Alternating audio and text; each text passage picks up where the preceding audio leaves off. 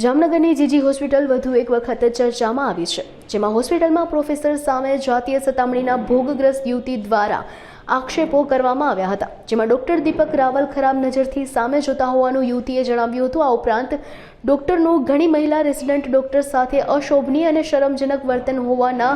યુવતી દ્વારા આક્ષેપો કરવામાં આવ્યા હતા। આ ઉપરાંત આવા આક્ષેપોને લઈ હોસ્પિટલની લોબીમાં ખળભળાટ મચી ગયો હતો, તેમજ હોસ્પિટલમાં ઉચ્ચ કક્ષાએ આ મામલે કોઈ લેખિત રજૂઆત ન કરાઈ હોવાનું જાણવા મળ્યું હતું। અત્રેની સંસ્થા ખાતે એનએસએસ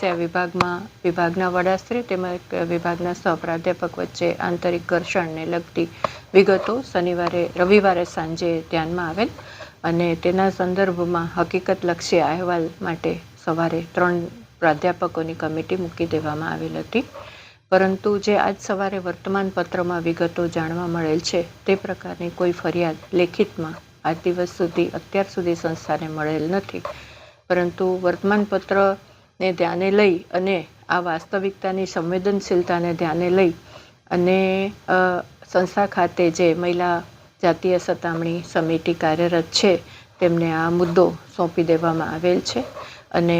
ફરિયાદી કોણ છે અને હકીકતલક્ષી અહેવાલ શું છે એ હવેની તમામ વિગતો આ સમિતિ દ્વારા એકઠી કરી અને રજૂ કરવામાં આવશે। તે પ્રમાણે આગળ ઉપર પગલાં લેવા માટેની કાર્યવાહી કરવામાં આવશે।